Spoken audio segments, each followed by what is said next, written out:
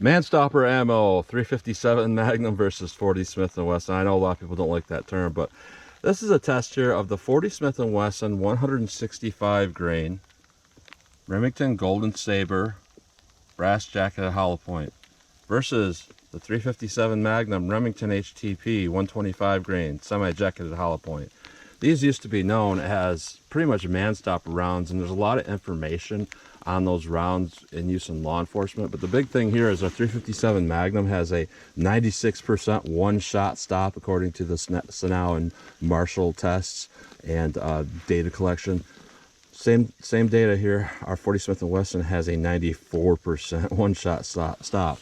And that information also includes organic gel testing, velocity, stuff like that. So our 40 Smith & Wesson, they had it going at 1150 feet per second from a 4-inch barrel. They got 12 inches in an organic gel. And 1150 happens to be what this is rated at, so that makes sense. A 357 Magnum rated at, this one's rated at 1440, but they were getting 1468 feet per second through a 4-inch barrel. 13 inches in organic gel, 96% one-shot stop. So this is our 4 1/8 inch Smith & Wesson 686 and our 5-inch barrel M&P 2.0. So we'll do a ballistic test and see how these Manstopper rounds do. I'm going to go through the chronograph, see what kind of velocity and accuracy we get at the same time. Then I'm going to hit my 10% clear ballistic block here and just plain clear ballistics, see what the best potential is. And see, as the weather was the way it is today, I thought, why not I do my more real world simulation with the heavy winter clothing barrier. So we have a 1/4 inch medium density fiberboard after 3 inches that represents our pectoral muscle, and this represents our ribs or sternum.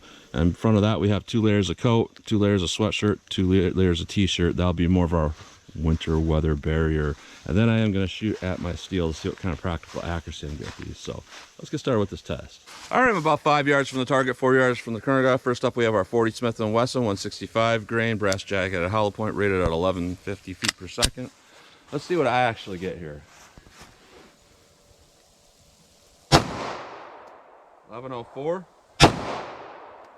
1102, 1061. I only had 3 rounds in that mag. Let me reload. All right, we'll keep going here. Get a couple more if I can. No read.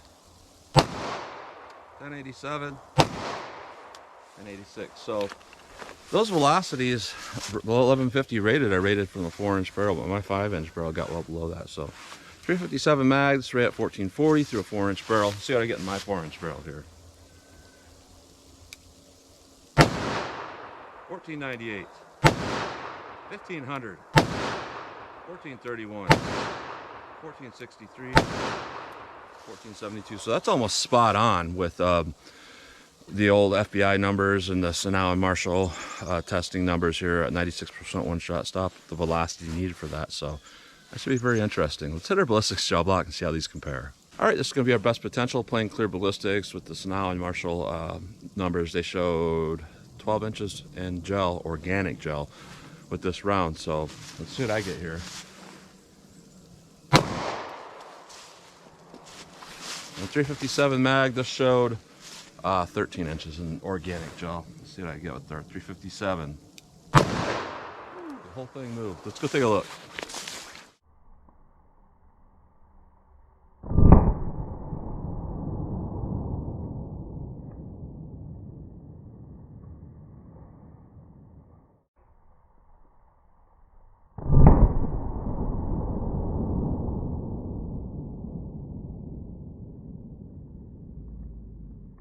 All right, so this whole thing moved around. This moved around quite a bit here.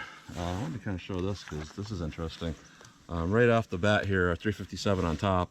Definitely a lot more of that instant rapid expansion, but it does look like our 40 did pretty well also. So our 40 Smith & Wesson, you know, in their organic gel, they got 12 inches. What we got here in clear ballistics is about 13 1/4. Very good expansion, good damage. 357 is interesting because most of the damage and explosions up here for big amounts of damage in that gel. And this went to actually about 11.5 inches. So some people would say that's subpar. I don't think so because it dumps so much energy. So let's put in our rib simulation here, put on our heavy winter clothing, see how they compare that way.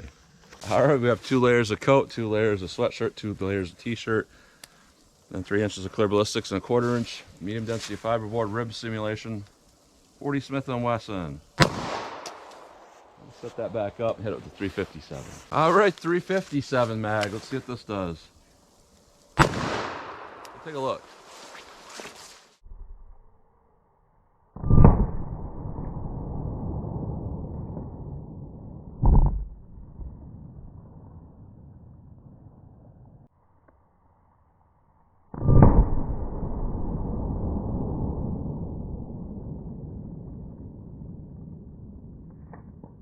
All right, again, everything moved back with that 357 Magnum hit, a good 1/2 inch, which that tells you something.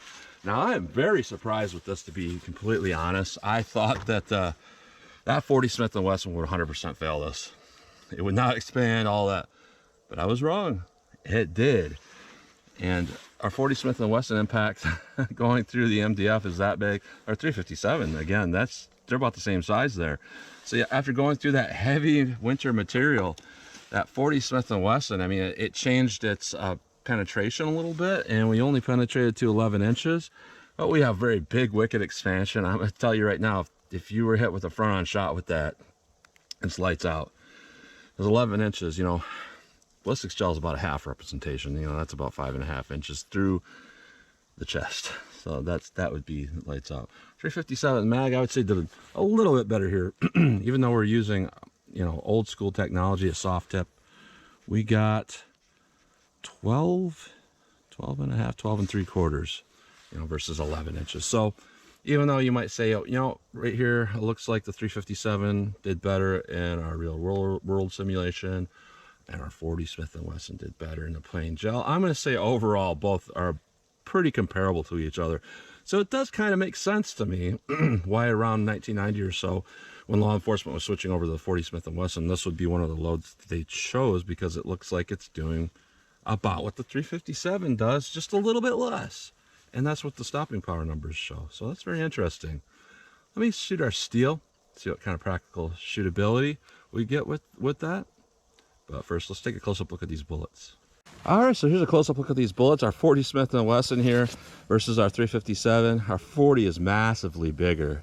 But that's partly because the way the 357 mag works, and I'm not even going to be able to recover all these pieces, but you know, it's semi-jacketed, so it fragments. So basically what happens is when it hits a target, it gets as big as this, but then it busts off. All the lead creates secondary wound channels. A lot of times you can actually see it in here if I were to pull this up and look, you know, little pieces that go here and there, but it's hard to kind of see. But that's basically what happens. So even though this looks incredibly more impressive, it's just, you know, it's a trick of light and mirrors a little bit here with our 357. Now this is surprising. I marked these for the ones that go into the medium density fiberboard with the marker here. And that's some wicked bullet. I'm bleeding a little bit from pulling one of those 40s out. That's sharp. But what we got going on here is basically the same expansion, a little bit smaller with our 40 going through their MDF.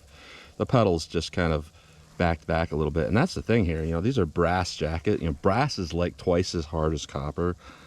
So when you bend those pedals back from that force, they are not going to fold back forward. They're going to go through and do a lot of damage, like it did to my finger there. A lot of damage. Our 357 mag, we fragmented just a little bit more, but pretty similar overall. So that's what you get looking at those bullets close up. All right, I'm 12 yards from the target. I just want to see what kind of practical shootability I can get with these. I'll pull up, try to get a good sight picture, and then pop off some rounds, see how they do. So 40 Smith & Wesson.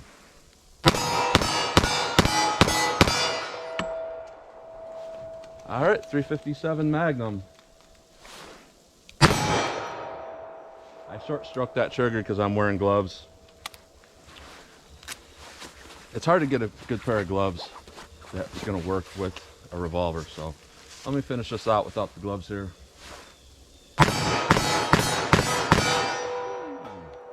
Ow. So I would say both are pretty shootable. There's a little bit more recoil. It's weird because the muzzle flip between the 40 and the 357, I would say the muzzle flip doesn't feel really any significantly different. It's just that the 357, you feel a little more punch. It's certainly not something like a 44 where you really feel it, but I mean, that's a little more. So let me back up a little more, see if I can keep hitting with these.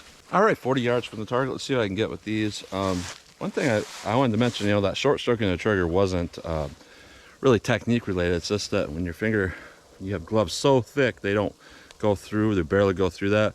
And when you bring the trigger finger back forward, it doesn't go forward enough because it's so thick.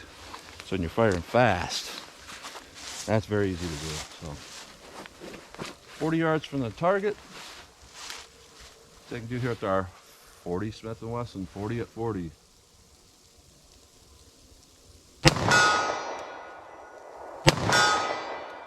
All right, I only had a couple of rounds left in there.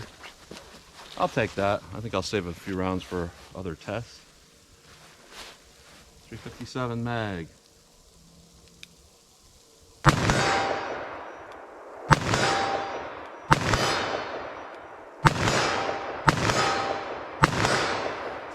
All right, not bad for my glasses completely fogging up to the point where I can't see anymore. But that muscle memory was pretty good there with that. So what I'm seeing overall is pleasantly surprised with this. I'm gonna tell you what I thought I was gonna see. I thought I was gonna see rated velocity with the 40.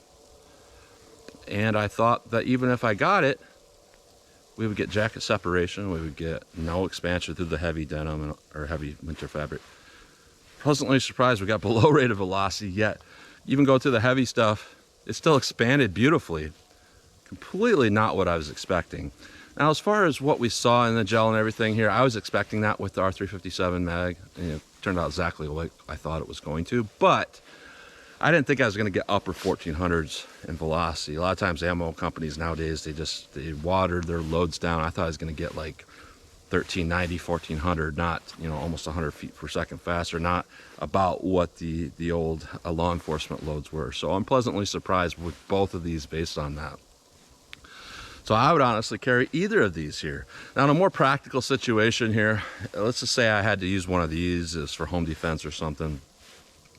I would probably rather use the 40 Smith & Wesson simply, and it's not because of capacity, even though that's a benefit here. The thing is that 357, I did notice a lot of flash coming out and just big booms and flash. But that 40 Smith & Wesson, if it's gonna work nearly as good, yet, you know, it's a lot easier to place those shots without flash and all of that. That's kind of an advantage here though. So I would say both of these probably would be Manstoppers the way the old data suggests. I'm seeing everything here that would point to that. What we almost always see with rounds that are considered Manstopper rounds that show in the old law enforcement data of, you know, 90-some% one-shot stop, what we always see here is they will expand within 15 inches and stop within 15 inches. We see that every time, which indicates dumping energy immediately. And whenever you see rounds like that dump that energy immediately like that and don't penetrate very far, and you go and you compare them to the old street numbers before ballistics gel was even thing, what you're seeing is 93, 94, 95, 96% one-shot stop. So yeah, it's playing out that way. So honestly, I would rather carry that, even though I don't love Remington, I would carry that 40 versus a lot of better 40s out there nowadays. Did pretty well. And the 357 mag, that's a standard go-to. There's not much you have to know about that. You know, even if we did bring that velocity down to like 1350, it's going to basically do the same thing. So you get a semi-jacket of 125 grain, you're in business. You're going to do pretty well, even if the velocity isn't great. So that's what you get today. Very interesting test, very pleasantly surprised. So as always, comment, share, and like, and thanks for watching.